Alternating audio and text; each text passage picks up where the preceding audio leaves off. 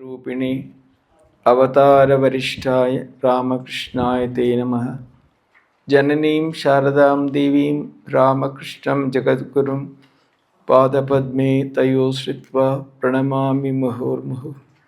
नमः Shri यतिराजाय विवेकानन्दसूरये सच्चित्सुखस्वरूपाय स्वामिने तापहारिणे।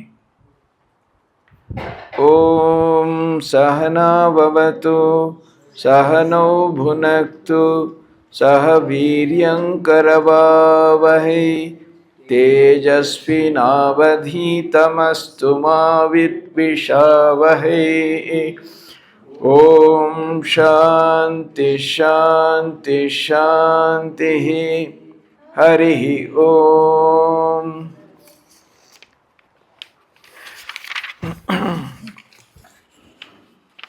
So how the various ways in which the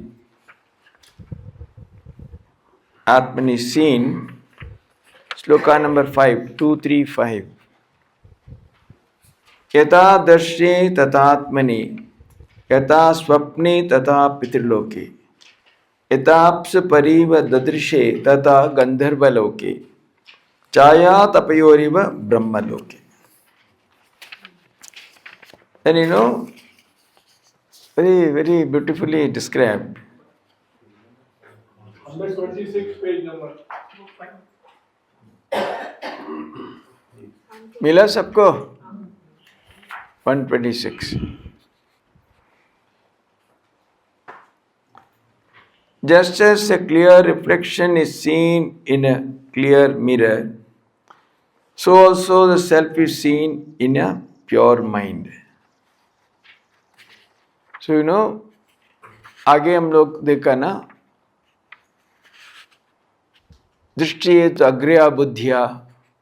So when the mind is pure, when it's free from raga, dvesha, etc., there only the reflection of the self, or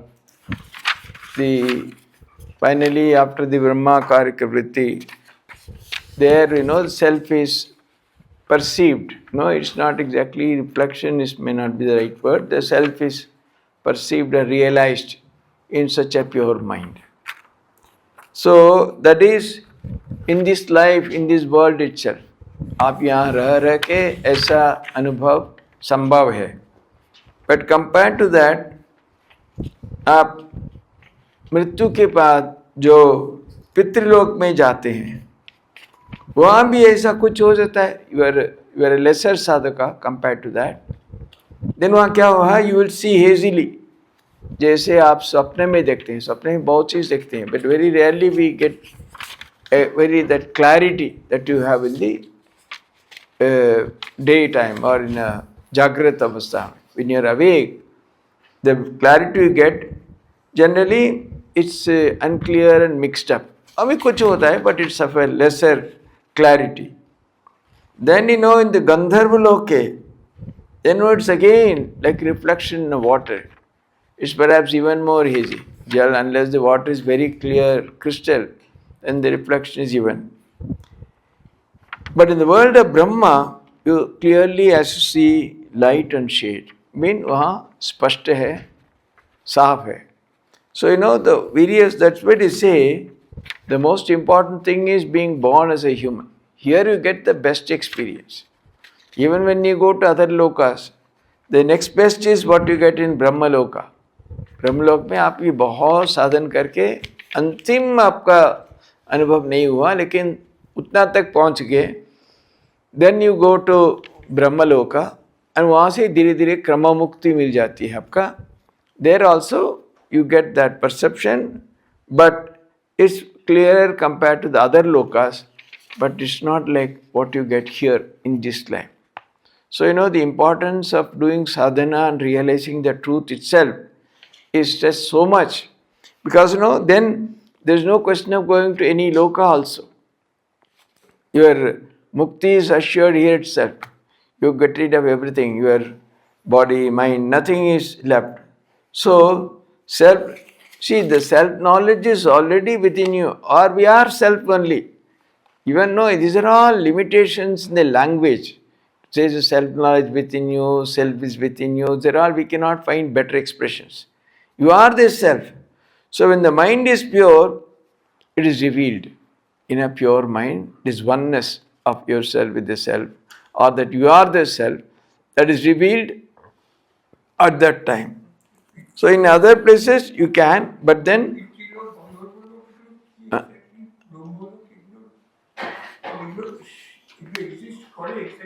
exist means they are, see, they're all,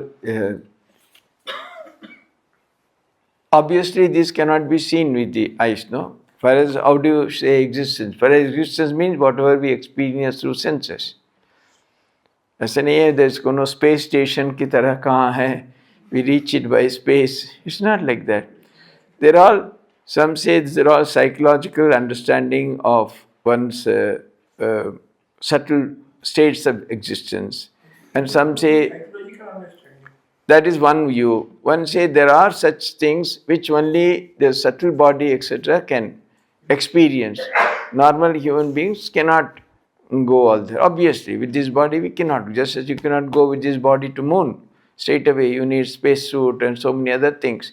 Similarly, to go to all these lokas also is possible only after the death. When this Sukshma Sharira goes, then if you have done sadhana enough, Mrityu ki baat to sab to people go. There is, see, Gita also clearly says, no, the Chandrayaan and the Surya, the two paths very clearly mentioned there. It's all they say, it's all there. The point is, no, I do not know. Maybe you can search internet somewhere, you might be available. But they say that Brahma Loka is virtually like Hiranyagarbha.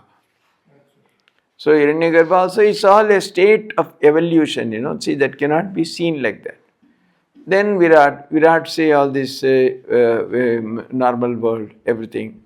So when you go to Hiranyagarbha, it's very close to being that highest state of Brahman only. From there, after a long period of time being one with Hiranyagarbha, you identify yourself with Brahman itself, you don't come back. इसलिए आप ये सब देख के मत व्यस्त हो ना. अभी यहाँ का देखो, यहाँ क्या होता है, मृत्यु के बाद क्या होता है, हम लोग का क्या फायदा है. अभी क्या करें देखो, अभी भी पकड़ना है. डोंट वेट, एक क्लास से जाके आरंभ कर दो. इंद्रियाणां पृथक भावम उदय, इंद्रियाणां पृथक भावम उदयास्तमयो चयत, पृथक उत्पद्यमानानां matva-dhiro na shochati. The sense organs have a separate origin in that they are products of the elements. Panchabhut se aaya. They are active when an individual is awake. Indriyanam pratak bhavam udaya astamayo chayat. Just like, they are idle when they are asleep. When the individual is awake, they are active, sense organs, Therefore, a truly wise person, see, Udayasya means they are rising and falling. Sometimes they are awake, sometimes they are idle. Knows that the self is independent of the sense organs. It is therefore no longer susceptible to sorrow. Because, you see, the sense organs, when they are active in certain state, they behave in a particular way. When they are completely idle, when the person sleeps, they are not active at all. So, but then the self which is aware of both these, obviously it is independent of the sense organs. But only a wise person knows that the self is independent of these. Otherwise, we identify with the sense organs themselves, we identify with the body, we get immersed in that. But if we can identify and find out, yes, what is it? Why? Because, when the sense organs are asleep, so much activity is going on. Even when the mind is in deep sleep, then also there is an awareness, there is a sakshi, there is something witnesses. So therefore, there is something which is independent of all this. So if a wise person knows this, then he is no longer susceptible to sorrow. See, everything, finally they linked to dukkha. Dukkha nivritti is one of the most foundational gains or takeaways from Vedanta or realization of the truth. Because ultimately it's all boils down to that. So all our sukha dukkha experience, everything is through the sense organs only. They alone cause us to suffer, they alone cause us to enjoy. But if we know that in reality I am separate from all that, then I go beyond sorrow and suffering. Because I know that I have got nothing to do with that. They say the hand is there, the eyes are there, the feet are there, the indriyas are there. They do their own, but I am independent of them. So that's why, because ignorant person thinks he is his body, this is a mistake. Self as taking the body, etc., etc.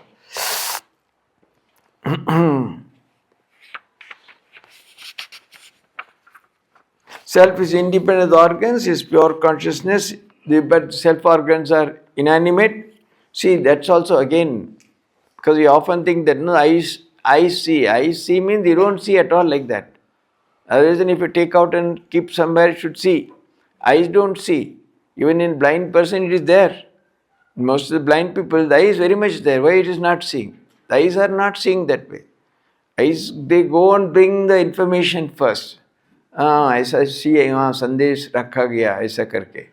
Then it gives to the mind processes it and understands. Then it says whether it should look at this sandesh or not. Sankalpa vikalmatmak manaha.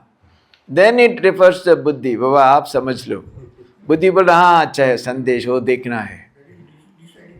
So buddhi, so much process is there. So obviously the indriyas are by themselves, they are only jada or inanimate. They have no this thing of its own. So that which is behind all that, even buddhi derives its power from the Atman ultimately. So that is why Atma is so powerful.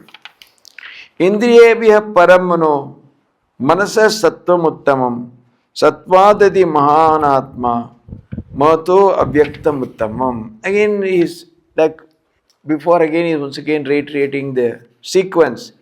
Mind is superior to the sense organs. Because no mind is subtler. It only drives, controls the sense organs. Yes. In the whole scheme of things, where do gunas come in? Where do? Gunas come in. We have three gunas, right? Yes. Gunas, again, see, so everything cannot be mashed one to one. Gunas is another way of looking at our existence. Sattva, Raja, Guna. They can all relate to maybe our tendencies, our mind, etc. All that you can. But essentially, Gunas also operate at the level of the mind, isn't it? Essentially, your Sattva, Raja, Tama is more related to your mind. Your mind is sattvic, rajasic, tamasic. Depending upon that, you behave in a rajasic manner, in a sattvic manner, in a tamasic manner. So you can say gunas operate at the level of the mind probably, but they are intrinsical to our personality, the sattva, raja, tama, all these gunas. So mind is superior to sense organs, intellect is superior to mana. Superior to the intellect is the great self, Hiranyagarbha, and greater than is unmanifest Avyakta. First is Brahman to Avyakta, Avyakta to Hiranyagarbha, Hiranyagarbha to Virat, Virat to world, etc. And then all these things come. So, Hiranyagarbha is the first manifestation.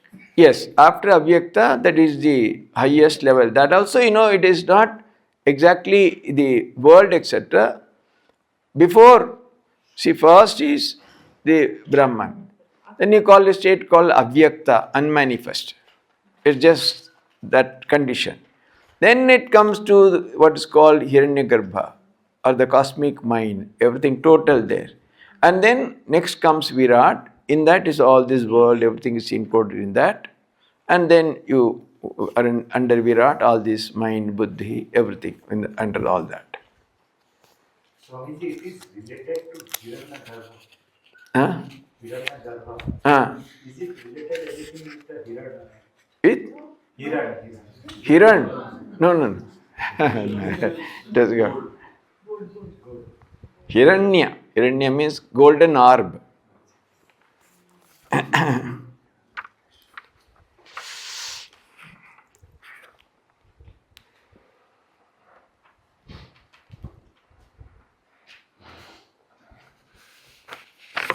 So, again, the finally, then the here it has come up to the Abhyakta. Everything is derived from the Brahman only, because ultimately, you need one basic this thing substratum from which everything is ultimately derived. So even when you say that illusion of the snake and the rope, the snake is wrong, but fundamentally the rope is there. So finally, the superimposition is possible only on the self. Because the self is there, through upadhis, so many other things are all experienced and understood. Avyaktatu paraha purushaha व्यापको लिंग एवच यम यात्वा मुच्यते जंतु अमृतत्वं स गच्छति. Purusha is all pervasive and formless. If anyone knows it, he is from the birth and attains immortality. So there are various aspects of this Purusha. That's what being stated again and again. So here's one more. He says, finally, we saw Hiranyagarbha, Abhyakta, unmanifest. Then we say Purusha. Purusha means does he have any form or anything like that? No, he's the supreme, but he's alinga. He's he has absolutely no form, formless. The goal is actually that's what again the goal of life is to know this identity of oneself with the Brahman or Atman and then be free. Na sandrishe tishtati rupamasya na chakshusha pashyati kaschanainam hridamanisha manasabhikripto etat vidiramritaste bhavanti. The cosmic self is not an object of our vision. न संदिशे तिष्ठति रूपमस्य, उसकी रूप हम लोग देख नहीं पाते हैं. न चक्षुषा पश्यति कश्चिनैनम. So it is no one can see it by the eyes or by any of the sense organs. Hrida manisha manasa vikripto eyat vidramritaste. In the heart, it reveals in the heart, Hrida manisha, only when the mind is pure and constantly thinks of it.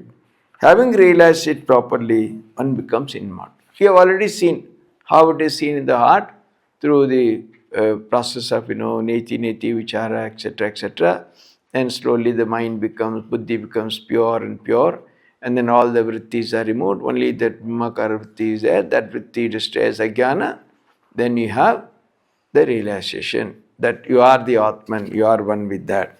So again it says, when the mind is pure, then it reveals in the heart with the help of the pure intellect.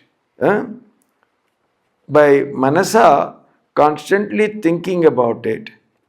Abhishek, manasa abhiklipto. Abhiklipto means revealed. Etad viduhu amritaha bhavanti. They become immortal. So, slowly, the mind or the intellect, they regards everything else as hindrance or unimportant, etc. And slowly, finally proceeds to the highest. So, this revelation of the self, this is independent of the organs, etc. because it cannot be seen by all that. They have no relation, no role in this ultimate vision. Just as, the clouds seem to obstruct, they don't obstruct the sun, they obstruct our vision actually. The sun is always there. Similarly, this is also normally what people say that the clouds are covering the sun, they are obstructed. They are not obstructed, they are covering our eyes actually, they are covering our vision. The sun is always there. Similarly, the sun is always there. All these Indriyas, etc., they obstruct the true vision of the self of ourselves. So, by practicing discrimination and constantly thinking of the self, etc., when the desires are dispelled, then the mind becomes like a clean, pure mirror, then reflection happens. Yada panchava tishtante jnanani manasa saha buddhischa vicheshtati tamah paramangatim.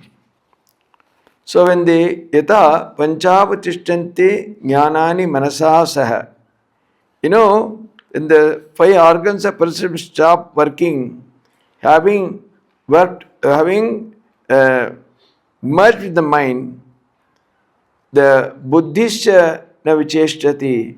When the my intellect too is idle or it has stopped working, then tamahu paramangatim. Tam paramangatim ahu. There is a state, the Pandits, ahu, it is said by them as a great state of calmness, stillness, or see where the organs of perceptions have stopped, the buddhi has also stopped. Then that complete quietness, when there are no vrittis in the mind virtually, then it's a state of great calmness. So now he is trying to take us to the path of yoga, so to say. What the yogis say that. They only say that when all the vrittis, chitta vritti nirodha is yoga according to them. So all the vrittis. So when the mind when the senses have completely stopped working, merged with the mind, and intellect too has stopped, that means what? If the mind has stopped working, then there are no vrittis. There are no thoughts, no vrittis. So a complete state of quietude. This is called as a very high state of spiritual evolution. Yes, true. So it's kind of a samadhi. Tam yogamiti manyante stiram indriya dharana. Apramattastada bhavati yogo hi prabhavapyayo.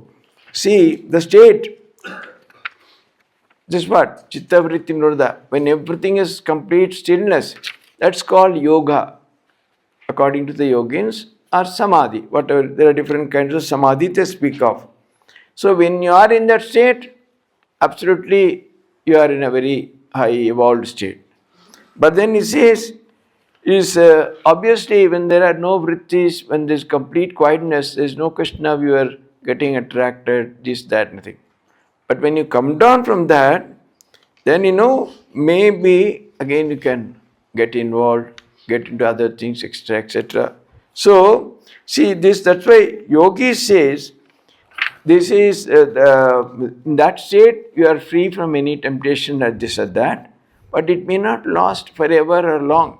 When you come down from that, then one has to be extremely careful so that one is not trapped by the guides of the world, they say.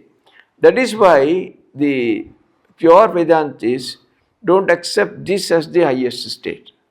They say the state in which there is no vrittis, that they say no, that's not the highest. Because you can come down from that. Again the vrittis might start, again you might get involved. If you stay in that, the body will drop off. If you are always in samadhi, after some time or some days, the body will not last. So, but if you come down, it's possible you may get entangled again. So they say they don't accept this ahya. They say that one vritti has to be retained, the Brahmakara vritti has to be retained. So then when you retain that vritti destroys ajnana, and that vritti also goes away, then you are one with Brahman. Once that is achieved, and there is no fear of your coming back, or that Brahmajnana is not something that goes and comes. Once you realize that you are one with Padma, it is once and for all. Then after that, due to prarabdha karma, you may continue to live in this world for some more days, some more months, some more years. But your knowledge, your jnana will never desert you. It will always be there. You may function, you may participate in the world, but it will be with a totally different outlook. Your perception of the world itself will totally change. You will live in the same world. For example, Sri Ramakrishna continued to live in Dakshineshwar. He was not walking upside down on his head after his Brahmajnana. He was walking normally only. He continued to take jalebis afterwards. But the point is your identification. If you are firmly entrenched in such a state where you no longer identify yourself with body and mind, then whatever happens, you see your own life, your own actions, you watch as a witness. You clearly see what's happening. Clearly see where your mind is going. You clearly see what your functions are happening. Then you are no longer bound, attracted, or deluded by anything that happens. See, what in our case, what happens? Whatever happens, it's not in their pure state. Anything that happening, very quickly some delusion or some wrong understanding comes that leads to bondage. Any incident, any participation, anything is not per se understood by us in its original or complete true form. Some distortion, some wrong understanding, something happened that leads to delusion, that leads to bondage, that leads to attraction. For example, somebody tells you something, you just look at it, somebody said something, done, finished. But if you think that, oh, that person has hurt me, that person has used a wrong language towards me, all those things, they lead to attachment, they lead to bondage, they lead to all that. So, in our normal, that unrealized state, in the state of where you have not realized the truth, all our participation is clouded. It is not pure in that only sense. Otherwise, no bondage is possible. Any action, because it is distorted in our understanding, because our buddhi is not pure, our mind is not pure, that leads to ashakti, bondage, etc., etc. All those things happen that way.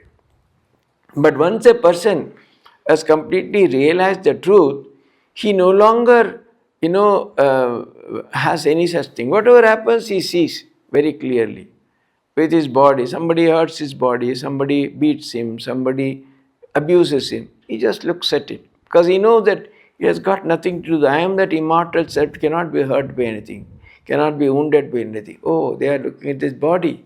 When our great sages and Ramakrishna was so ill in the last few years, people will come, they would have heard previous night he did not sleep at all, he had a very difficult time. Maharaj, how are you? Oh, you're asking about this? This? Oh, please ask me, Sevak. I am wonderful. It's not that he has premeditated, oh, I will give a political answer. Not that way. Spontaneously it would come. Because he was such a high state.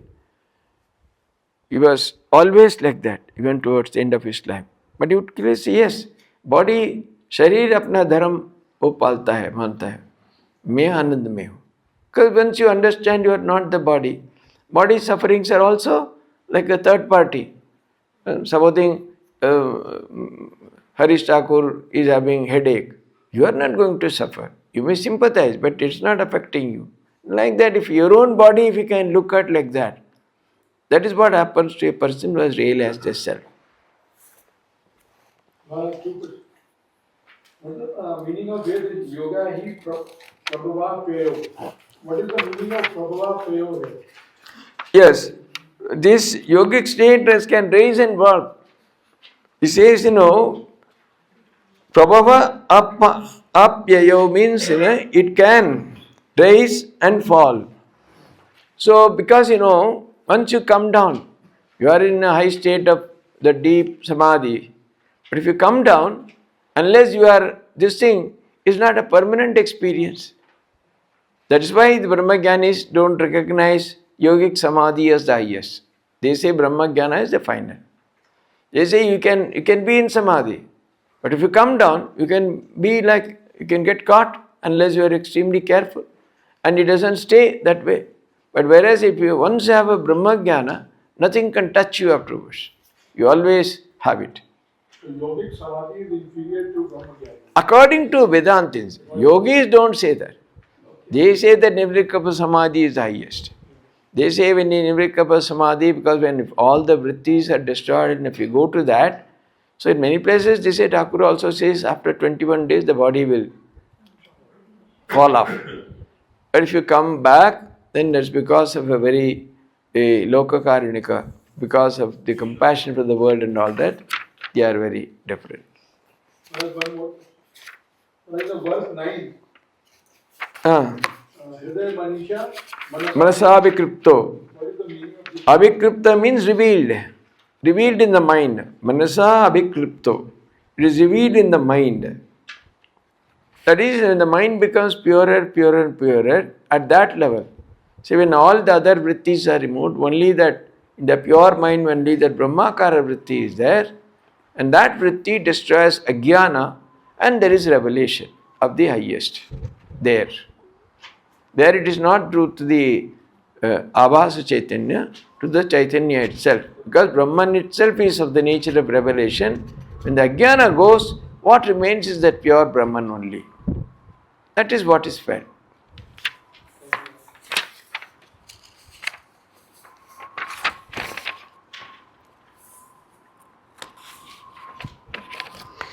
Naiva vacha na manasa pratum shakyo na chakshusha asiti bruvato anyatra katam tat upalabhyate. Naiva vacha na manasa. It is beyond speech and thought. Pratum shakyo na chakshusha. Eyes cannot perceive it. Asiti bruvato. Some people, inspired by scriptures, believe that it exists. Anyatra katam tattopalabhyate. How it can be demonstrated, you do not believe. So, for all the people, those who do sadhana, etc., there is no proof that Brahman exists. Not. You cannot give any proof. It's all through our inference, our knowing. So, even Anumana is not considered the highest kind of proof. Here, Pramana is not possible. Anumana is again through hear, say, and all that. But then this Shabda, that is the Shastra. Shastra is accepted as a Pramana in our Hindu tradition. So this is Shastra Pramana. The scriptures talk about the existence of the self. That is the only Pramana. Then for that, Astiti Bruvato. See, for that, you need a tremendous astikya buddhi, shraddha to believe. Hare Shastra mein kaha gaya, mere kya hai? See, unless you are a believer in Shastras, that's why it is called, shraddha is called astikya buddhi. It is.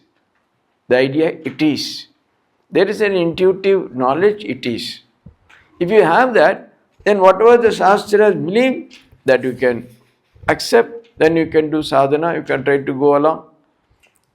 But there is no other way. If you don't believe in that, to people who don't question the very Shastras, then those who believe, you cannot prove to them. In no way it can be told. Because it's not like, Brahman is not like an object that can be demonstrated, or it can be seen, etc., etc. Finally, everything has, if there is only one ultimately, which people have realized, then all that evolutes, world, etc., they're all from Brahman only. Brahman is the original cause, so in that sense, first cause.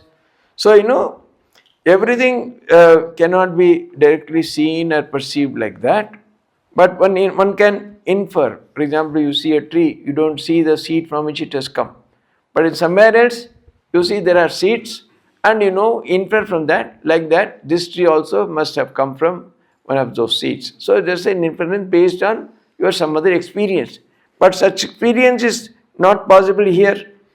So Brahman is, but you can really see that all these things have come. There must be something beyond all that. Whatever name you might give, so that reality, that ultimate cause, is accepted without doubt by those who are discerning people, who have the capacity to understand, believe, and all that. So, but then those who are non-believers, or you don't have that kind of a astikya buddhi, for them it is difficult to prove that such a Brahman exists or whatever it is.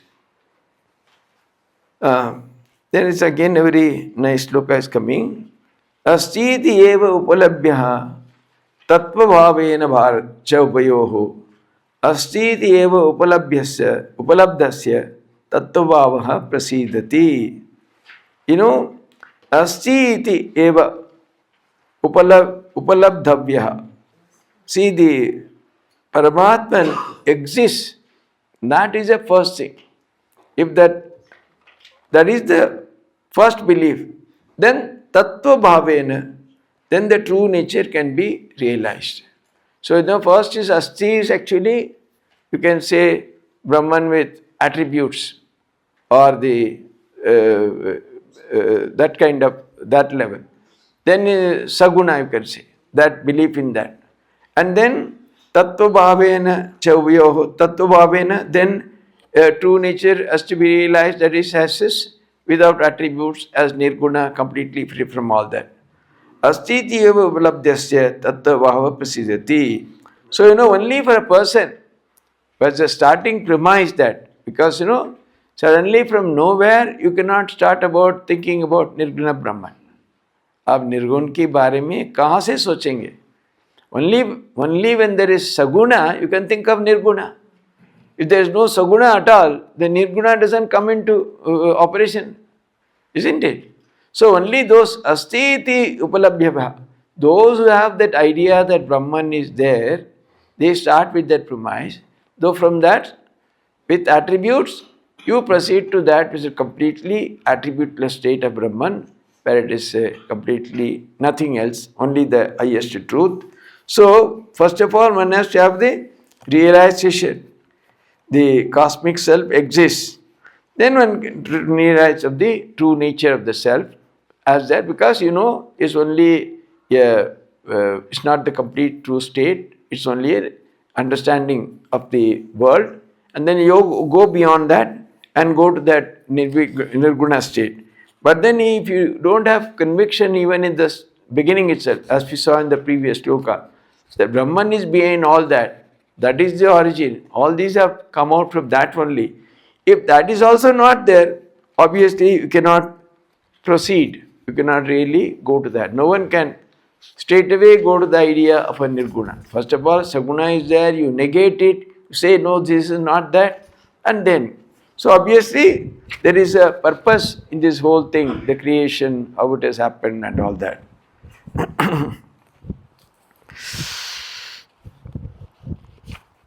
Then, yada sarve pramuchyante kama yesya hridishritaha ata martyo amrito bhavati atra brahma samashnute.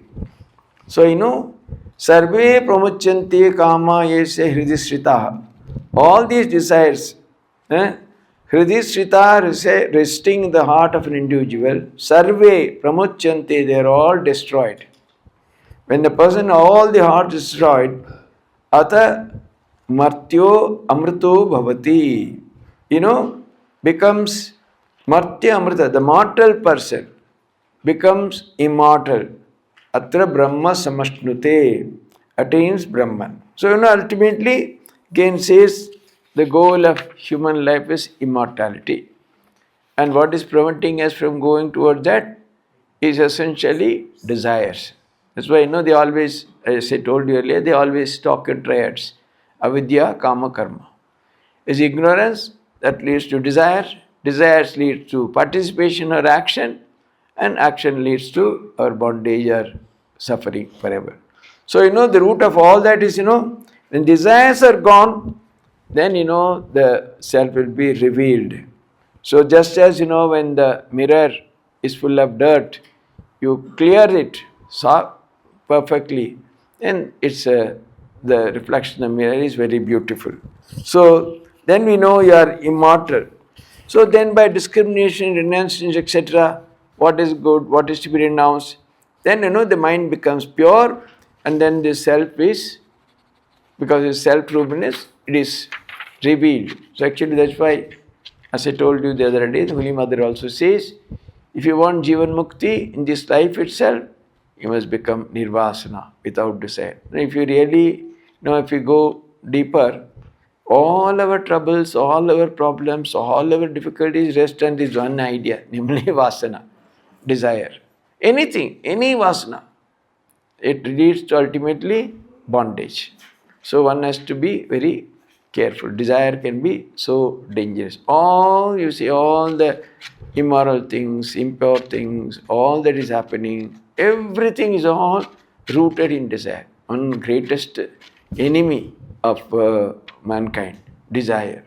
It leads to every kind of behavior, and that's what leads us to bondage, and that's what finally leads to our being in such a condition. Then, yada sarve prabidhyante hridayasyeha grantayah atamartyo amrito bhavati etavad vidyam anuशासनम. Etavat anuशासनम message. What is the anuशासना? What is the message of the Vedanta scriptures? In this very world, yada sarve pratibandhyate hridayasya grantaya. All the knots of the heart. It's always, it's a very, very famous Upanishad idea. Chidyante hridayagranthi vidyante sarvasa. So, when the hearts of the knots of the heart, so all the desires, vasanas, impurities, they are like knots in the heart. When they are destroyed, when the mind gets rid of all the products of ignorance, etc., all the vagaries are destroyed, and the mortal man begins to feel he is immortal. You see, when you realize, the highest self or whatever it is, what does it happen? Do we get a new body? Do we start floating in the air or anything like that? The mother also asks, if a person has realized God, does he grow a pair of horns? No, it's not like that. You are the same. Only thing is, the whole perception changes. Your idea, the way you look at things, the way you look at others, you look at fellow beings, you look at your own body, your own mind, everything changes. So, because there are so many, what are these granthis in the form of desires, or avidya, then kama, krodha, lobha, moha, madam, all those, shadaripu, so many other things. All these are all the impurities of the heart or the mind. When they are all removed, then you become immortal. That is what the message of the Vedanta scriptures. Bhavati etavat anuशासनम.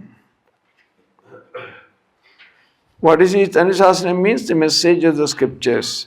Madhyaha amartha bhavati, the mortal man becomes immortal. So, because of desires, when one desire is fulfilled, another takes place constantly. So, these are together constitute our bondage. So, just as the cocoon is caught in his own web of net, we are caught in the desires which really spin out of ourselves. They are not external to us. They are our own mind, our own senses that produce all these desires. But we are caught in that. So all our body and all our activities are centered around this.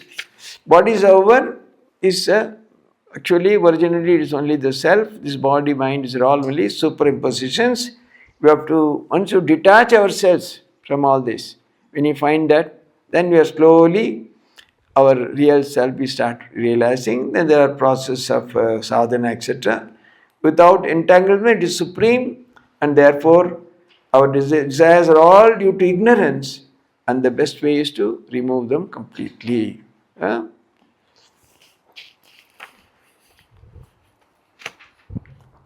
Shatam chaika cha hridayasya nadyah tasam मूर्धानम अभिनिश्रितैका तयोर्ध्वम आयेन नमृतत्मवेति विश्वंगन्या उत्क्रमणे bhavanti. Actually, they say that there are some 101 nadis or so in our system. After this, only one nadi goes straight to the what is called Brahma Randra, which you cannot normally see. So, again, this is also for, the when the individual does sadhana, when he does not get mukti in this very life, he had struggled, but then he has not been able to realize the complete. So, when he goes up to that level almost up to the level of Krama Mukti, when he is finally at that level, then when the Jivatma leaves through that Brahmarandra, then it goes straight to Brahmaloka. There it stays, and then through Krama Mukti, it gets rid of this bondage of birth and death, as to never and come back. But through all other nadis, then it all. That's why in very in the traditional sannyasa ashramas, sometimes they break open this Brahmarandra using nariyal with coconut, because they, of course it's not seen normally for the normal eyes, but the sannyasis is to go through the nadi only, not through anyone else. So they even to that much. So that is our traditional belief. So if the prana, if it goes through that, then its self of an individual goes along that vein, then there is immortality. Of course, that is the path of the Sushumnarki. All the others have to be born again to go through all the other things. Then again says further, whatever is stated is being only reinforced. Angushtamata purushontaraatma sada jananam hridiye sannivishtaha tvam sat sharirat prabrehen munjadi veshikam dhairyena tam vidya shukram amritam tam vidya shukram amritamiti. Angushtamatra we saw again. So this self is to be separated from the body. Because it is body and self, they are all together, it's all in complete mix-up. So how this is done? He gives a beautiful example. From the grass, munja grass, you want to take the stalk from that outer cover, how carefully, grateful, otherwise it will get broken very easily. It is very, very soft, and the covering is not too thick. But you have to very carefully remove it. In the same way, this is the Atman which is in the Hridaya Sannivishtaha, which is lying in the heart of the individuals. Just as the tender shoot from the munja stalk is taken out of the sheath with great care, so with the help of, how you do it? With tremendous discrimination. Then only, learn to separate the self from the body, regard the self as separated, pure and immortal. Tam vidyat shukram amritam, tam vidyat shukram amritam. So, know that to be pure and immortal, know that to be pure and immortal. So, says that common self is everywhere and everything, but then it is called Purusha. He is hidden in the heart of every person. But then, it's compared to the tender stalk of a munja grass. How you take it? Similarly, how you take this self? First of all, there is a complete identification that you are the body. So you have to start from that. I am not the body, I am not the mind, I am not the intellect, I am not all that. So it's not just by just one statement or stating once. Relentlessly, again and again, keeping away every idea which is contrary to this. Every idea which against this idea that the Atman is pure, unattached, beyond body, beyond mind, beyond everything. That idea, till it becomes virtually, it becomes your real nature. Not only second nature, it's your real nature. Till then it has to be practiced. So how much of care, how much of diligence, how much of steadfastness is required. Because every moment you may think today, whole day, yes, I feel like that. Suddenly in 1 second you find that you have given up that and you have succumbed to the idea you are the body. Whole day, morning to till evening you practiced, I am not the body, I am not going to care, come what may. Then suddenly find in the evening something happens, we fall a prey. So unless one is very careful, then of course yoga, they say for the practice, Dirgha Kala Nairantarena Abhyasena. There's a long, unending that kind of a practice. It is not just for a short time or limited. Relentlessly, of course, you see, again and again one might slip. But once you know the truth, that is to be attained. There is no giving up. Once you know that is the goal, however much one might struggle, however much one might slip, however much one might get hurt, falling down, this and that, again we have to get up, again we have to try. Cannot give up. Because once you understand that is the beauty or difficulty of a spiritual life. Once you know the truth, you cannot keep quiet. You will be extremely upset in the mind. We know that we are not progressing. We know what is the goal. We know that we are getting stuck again and again. We know again and again we are stumbling. Again and again we are succumbing to desires. Everyone, we are clearly observing upsets. So, but the truth is to be attained. So the beauty is that there is no denying that. You keep on working toward that. The difficulty is, like others, those who don't care for it, we cannot participate. Once you develop a little deeper interest in spiritual life, you can no longer participate so vibrantly in any worldly activity. You may be part of a society, you may do your duty, you may go to your marriage, you may go to something, but you cannot involve yourself with such vibrancy. Why people? Because we feel we are the body. So the body is to be nurtured, what is to be pampered, it's to be given everything, that's the idea. But once you have argued again and again that you are not the body, you cannot participate in any activity which pampers the body with tremendous vigor and vivacity. You'll be there maybe because you're in a samaj, you are in a society, you cannot completely de-link yourself or cut off yourself from all that, but you'll never be able to. See, that is one test also. If you see that when you really feel that we are at least making some progress, whether those things which really interested us tremendously some years back, have they loosened their grip on me? There is one test. Supposing you're deeply desirous of, say, some 7-star hotel or something like that. अच्छा ठीक है, ये भी ठीक ही जाए, यहाँ भी खाने में तो इसमें क्या है? Do you feel that way? No, that दुकान वहाँ से ले आया ना, वही संदेश वहाँ से ले आना. That is bad. That shows we are terribly attached. ठीक है भाई, जो मिठाई देना है दे देना, बस खत्म. That is detachment to some extent.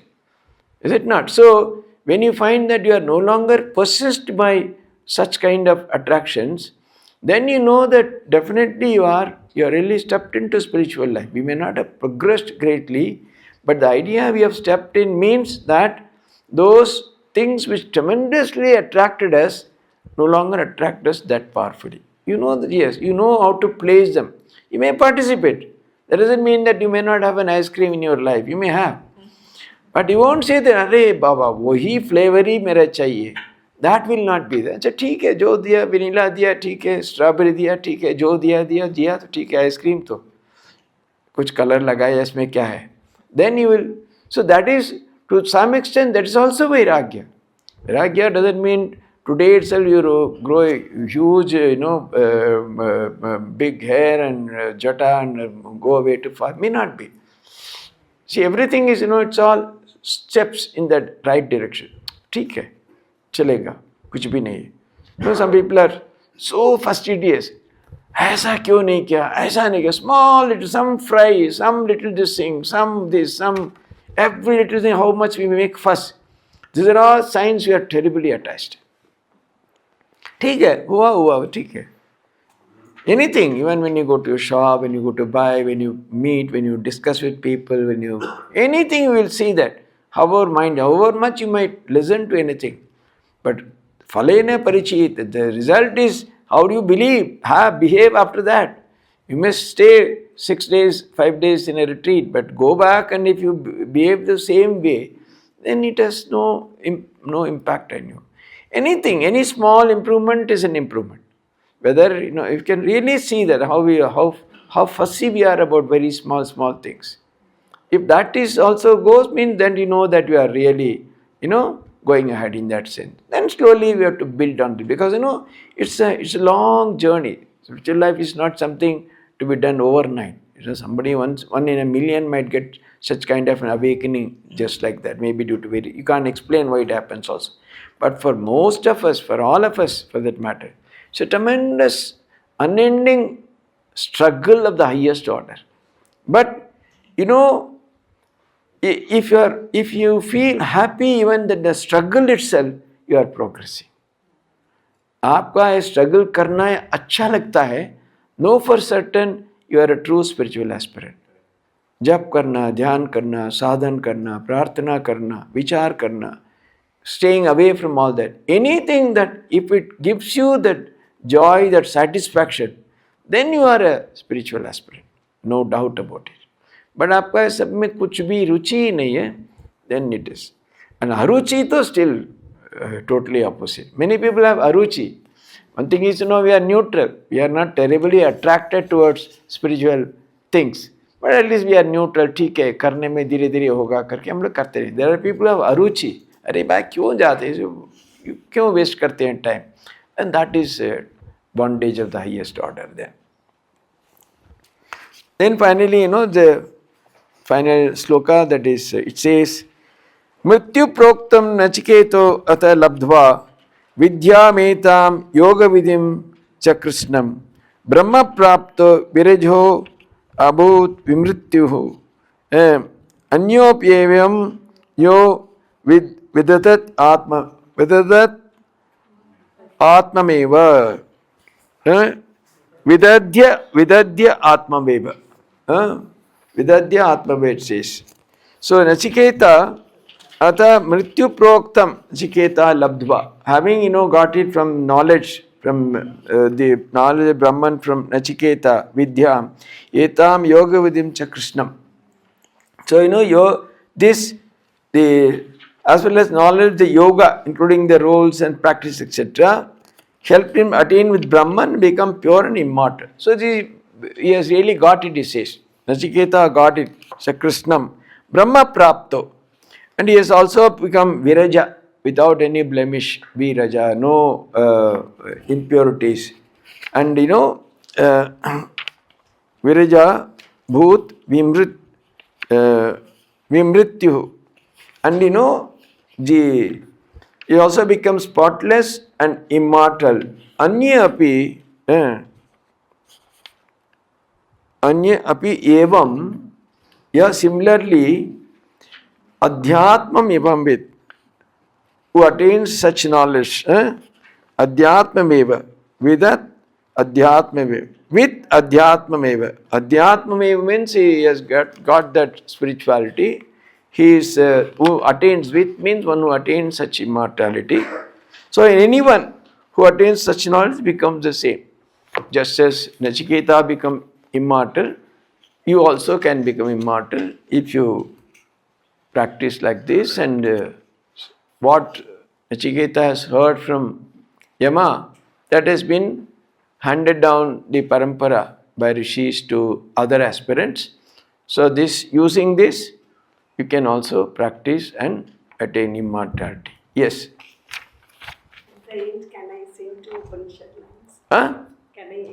At the end, can I sing two Upanishad Yes. lines? Siddhantu Vishya. Ah. Can I sing? Yes. Once you finish, then Yeah, now it's, you see. it is Srinvantu Vishya Amritasya Sutta. As it is going on, I thought, the Brahma Darshi Guru, उन्होंने सबको बोल रहे हैं कि श्रीमंत विषय अमृतस्य पुत्र, and I am singing and singing. Ayunayu means for mukti and Goti Mrityu Vedi means mukti of Bhakti. And tune is given by Tagore, it's Upanishad lines. Shrinvantu Vishve Amritasya Putraha Ayedhamani Divyani Tasthu Vedahavedam, I have known. Vedahavedam Purusham Mahantam Aditya-varanam Tamasa Parastabhyam Tamasa Tameva Vivedva Atinetu Vedi Nanya Pantha Vidyate Ayanaya नान्यः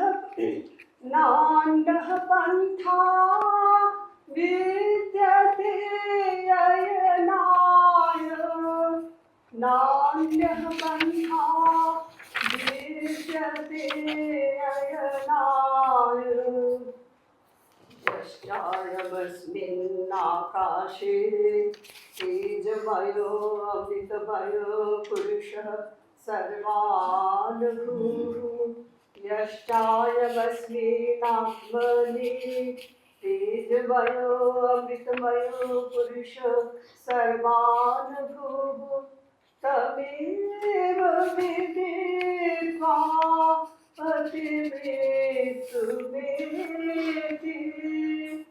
नान्यः पन्था विद्यते अयनाय नान्यः पन्था विद्यते अयनाय नान्यः पन्था विद्यते अयनाय. Yes. No, you are the children of immortality. Please listen. Come. So he says. Vivekananda का American जो lecture है उसमें भी है. Yes, children of immortality always quotes. It's from Upanishad. So I have known that. And that is the only way. There is no other way. Vedahametam. I have known that ancient truth. Veda known. Purusham Mahantam. I have known that Purusha was the exceptional. Anya Pantha Vidite. There is no other path. That's the only way. That's what this Upanishad also says. All Upanishads virtually say the same thing in some form or other. So that brings us to the end of this Katha Upanishad. Yes. I have a question. So, the last chapter, what we did, right? It is essentially an amalgamation of all the teachings which had happened previously, right? Is there any specific reason why Yama did this? Like, it's like he's repeating. Yeah, see, everything, all these things are reiterated again and again to emphasize, to strengthen the ideas. Because he has given some new shades also. The same thing is presented in so many ways, so that the impression is final, deep, and it's not erased like that. And you also quoted an example about the superimposition of the rope and snake, right? Yes. Can you just expand that a little bit? That is the whole Vedanta rests on the rope and snake only. If you take away rope and snake, the Vedanta goes. What they say is, see, when you go to a place when there is less light, you see a rope is lying there. It's coiled. So from distance it looks like a snake. You get frightened, you're afraid. But then when someone brings the light, you come near, then that rope is revealed, the snake goes away. So he says, in reality, there's only this Brahman, this world, everything, they're all superimposition, imposed on that. In reality, they have no such existence actually. Or of course, the Adhar is there, just as the rope is there, except Brahman is there. But that snake is not real, it's only imagination brought about by certain conditions. In the same way, it is again darkness, ajnana, or ignorance, maya. In the same way, we imagine that we are this conditioned body and mind, whereas in reality, these are all superimpositions on the Brahman. So this example, the very Katha and snake and rope, these are all Vedanta, these three words you will find again and again. Without that, Vedanta cannot. Gatakas and Patakas, they will say again and again. So in the same way, this also they use very frequently. Commonplace, so that anyone can understand. So, after tea also, if you have little questions, you can ask, and then we have some little feedback, and then customary some pranam and all that, then we can disperse. Om Shanti Shanti Shanti. Harihi Om Tat Sat. Sri Ramakrishna Arpanamastu.